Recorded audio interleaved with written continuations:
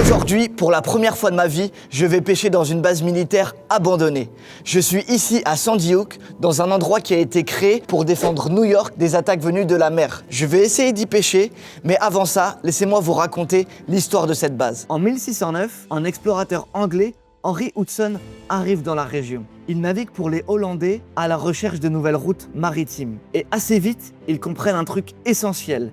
On est dans un endroit hyper stratégique. Un endroit où tous les bateaux passent pour rejoindre la ville de New York. Mais sans aide, c'était très dangereux. Courant, bancs de sable, beaucoup de navires s'échouaient. Alors, en 1764, ils décident de construire le phare de Sandy Hook, qui aujourd'hui est encore le plus vieux phare des États-Unis, encore en activité. Mais malgré ça, les naufrages sont encore nombreux, alors ils mettent en place les premières stations de sauvetage au monde, avec des systèmes pour ramener les marins jusqu'à la plage. Ils lançaient des cordes jusqu'au navire et faisaient une sorte de tyrolienne pour ramener tout l'équipage en sécurité sur la côte. Et petit à petit, cet endroit devient encore plus stratégique et une évidence s'impose. Il faut protéger ce lieu, parce que protéger Sandy Hook, c'est protéger l'accès à New York. L'armée construit alors des fortifications, installe des canons, mais rapidement, ces systèmes deviennent dépassés. Et tout change en 1874. Sandy Hook devient un terrain d'essai militaire. Pendant plus de 40 ans, ils testent ici des canons, des munitions et des technologies impressionnantes. Certains canons pouvaient tirer puis disparaître juste après derrière les murs.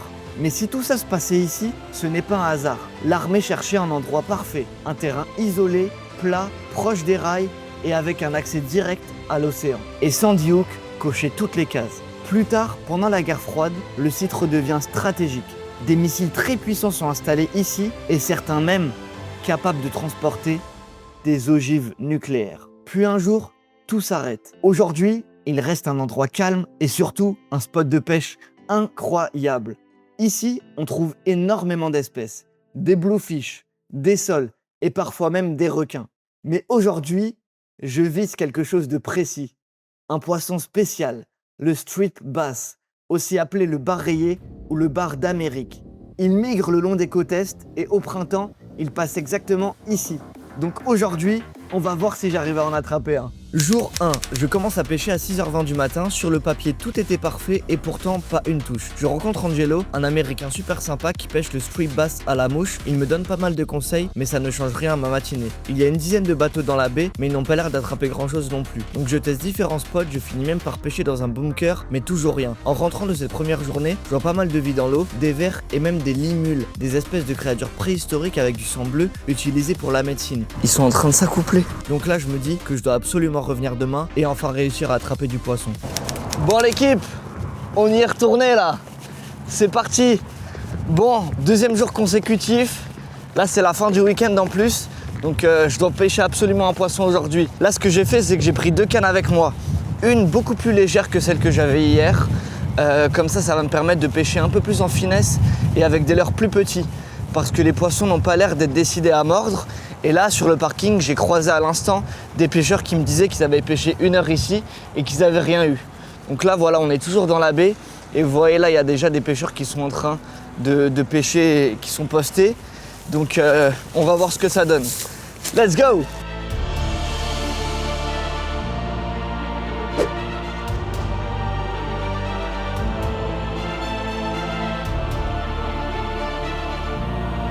Donc c'est parti, je vais pêcher vraiment en finesse avec ce leurre et voir ce que ça donne. Parce que vous avez vu hier soir, dans la nuit, il y avait des petits poissons qui avaient cette apparence-là. Il faut se rapprocher au maximum de ce que les poissons peuvent rencontrer ici. Donc c'est pour ça que là, je vais commencer à pêcher vraiment en finesse.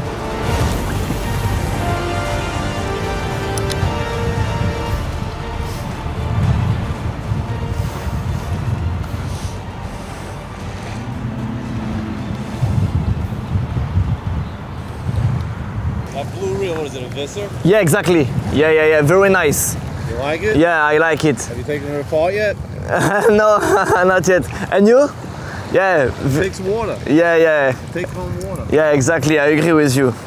Yeah. But it's like my third session with it. But yeah, I really like it. Yeah. This guy pulled up 3 fish already. Ready? Okay. He's on bait. Yeah, I know.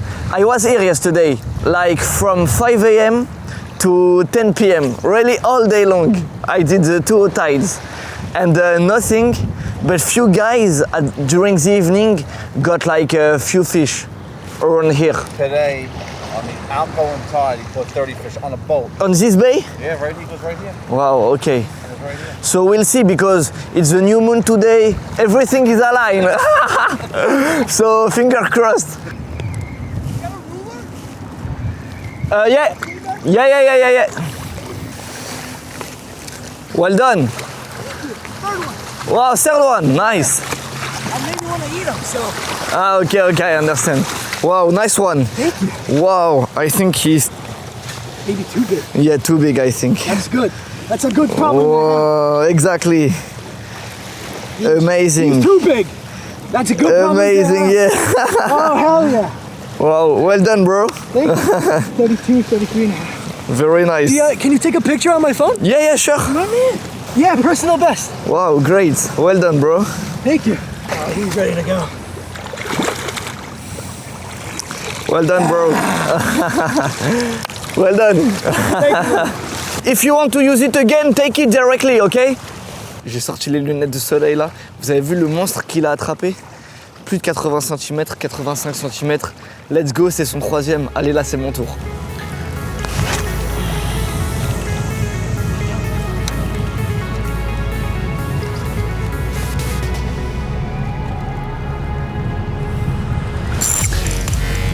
Poisson.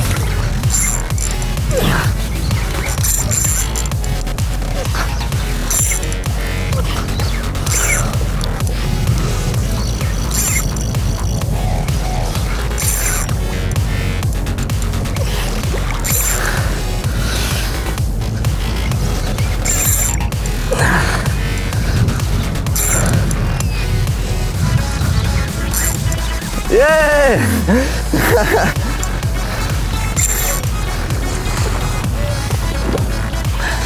Oh, shit.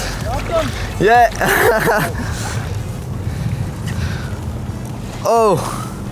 Yeah, he broke my hook. Yeah, exactly. Wow. Regardez. L'hameçon s'est cassé carrément. C'est pour ça que je l'ai perdu. Putain. Bon. En tout cas, ils sont là. Ils sont hyper actifs là, les poissons. C'est une très bonne nouvelle. Mais voilà. Je vais mettre un leurre plus costaud alors. Putain, j'en reviens pas. Il a cassé mon hameçon. Je vais partir sur lui. Il est beaucoup plus gros. Allez, let's go, on y retourne.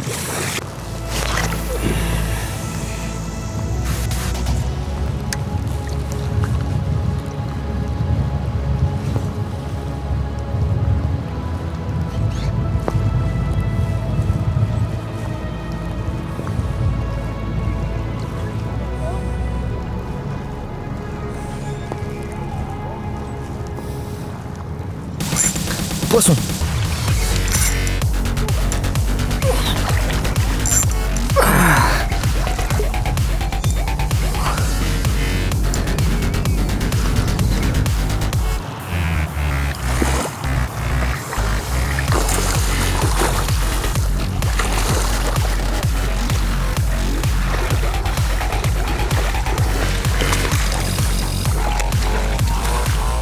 Bon l'équipe, ça y est. Enfin, un striper. Et entre hier et aujourd'hui, et celui de décrocher là, où l'hameçon s'est cassé, je suis hyper content. Bon, j'en ai pas besoin, j'en ai déjà un à la maison. Donc lui, je vais le relâcher, mais regardez comment il est beau. Et là, c'est que le début de la soirée. Il est 18h et il reste encore pas mal de temps avant la fin de la journée. Allez, let's go, on y retourne.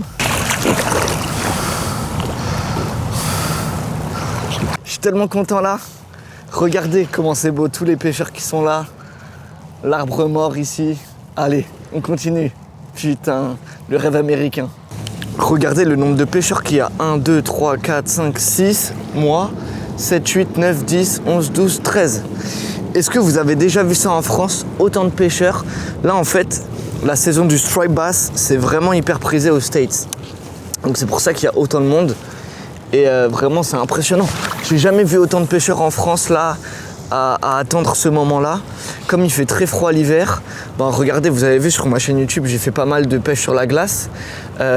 Et tous les poissons sont en train de migrer du coup de la Caroline du Sud jusque dans le Maine, donc dans le nord des États-Unis. Et donc c'est pour ça qu'il y a autant de pêcheurs qui attendent là les poissons durant leur migration. C'est vrai qu'ici aux States, ils ont des côtes qui sont énormes.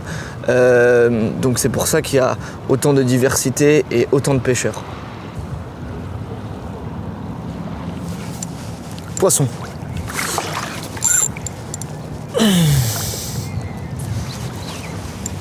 Ah, décroché. Décroché. C'était un beau poisson. Mais il n'a pas dû être bien pris. Décroché celui-là, mais je pense qu'il était pas mal gros. En tout cas, ça continue.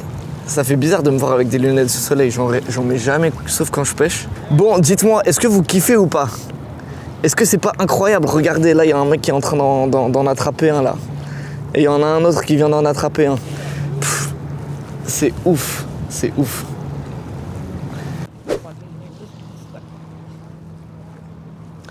I have jiggeds if you want. Do you want me to... Can I borrow one? Yeah. Sure. So, I will show you. Yeah, take your time. Yeah. Oh yeah, he caught another one. Amazing. I'll give you a plug for one. Yeah, no worries.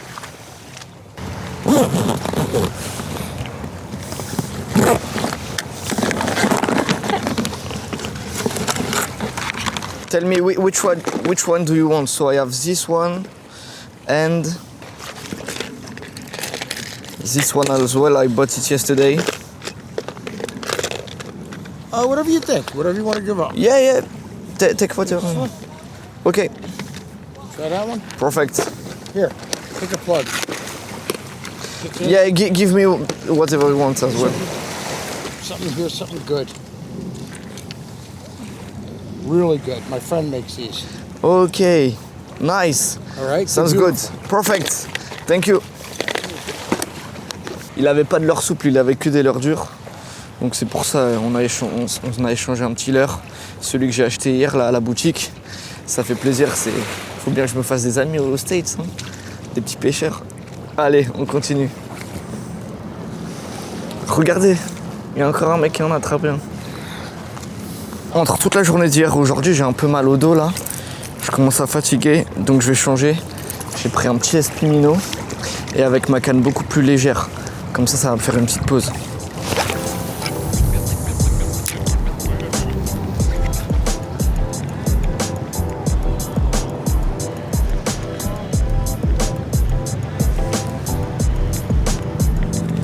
Poisson.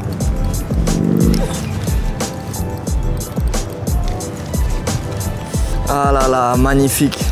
C'est sympa là avec la canne à pêche un peu plus petite. C'est grave cool. Regardez l'équipe, ce magnifique poisson. C'est le deuxième. Bon, j'ai eu un décrochage, une cassée, un que j'ai remonté. Et donc lui, c'est en soi le quatrième. Allez, je le décroche tout de suite. J'ai la pince qui est là. Il est bien piqué. Voilà, parfait. Allez, let's go. On le remet à l'eau tout de suite.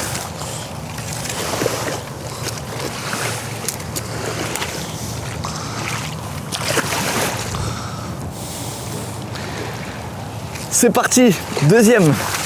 Allez, on continue. Le Espimino, il fonctionne bien là. C'est un bon leurre. J'avais utilisé du coup les petits leurres souples au début, ça marchait bien, mais là on dirait qu'ils sont un peu plus à la surface. Et donc là, pêcher avec la canne à pêche plus petite, les sensations sont beaucoup plus fortes. Bon là en l'occurrence, il n'était pas très gros, mais on va voir. Poisson. Yeah. How many fish you got tonight?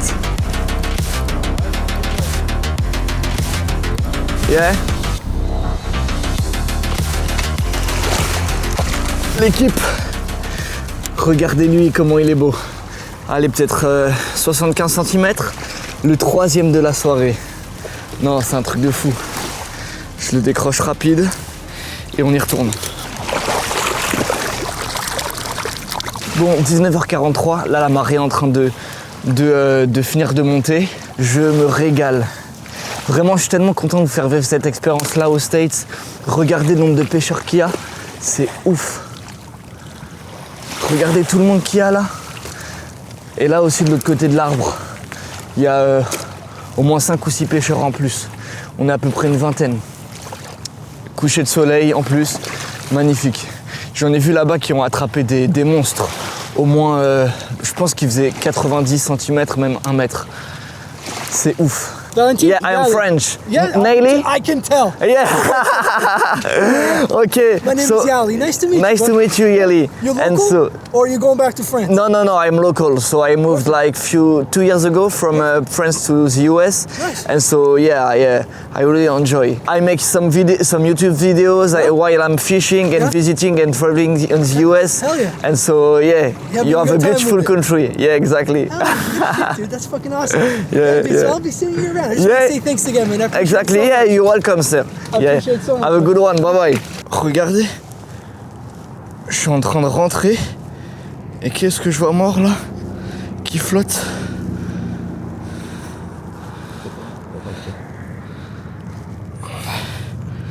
Ah ouais. Ah ça pue. On dirait un... Ah je me souviens plus du nom. Un blaireau. On dirait un blaireau. Ah. C'est bien sale en tout cas. Bon l'équipe, c'était une session de pêche incroyable. J'espère que vous avez beaucoup aimé l'histoire de Sandy Hook et cette session. J'ai pêché sur 2 jours et c'est là où on voit que la pêche, ça demande de la résilience et de la remise en question et de la persévérance. Percez et vous verrez. Voilà, persévérance, dédicace à Aurélien Duhart, mon prof de boxe. Bref, des poissons magnifiques et regardez l'hameçon, comment il a été déformé par le premier poisson que j'ai attrapé. En fait, ça c'est un leurre qui vient de chez Decathlon en France et je pense qu'il n'est pas du tout adapté à la taille des poissons qu'il y a ici aux États-Unis. Donc c'est pour ça qu'il s'est déformé. Et c'est vrai que sur les leurres que j'ai ici aux States, ils sont beaucoup plus gros et beaucoup plus denses. Et je me demandais en fait comment ça se fait qu'ils aient des hameçons aussi gros et je comprends mieux maintenant pourquoi. En tout cas l'équipe, n'hésitez pas en commentaire à me dire ce que vous aimez comme vidéo, si vous préférez la mer ou bien l'eau douce. Moi c'est toujours un plaisir, commentez, likez, partagez et n'oubliez pas, faut pas se leurrer. À bientôt.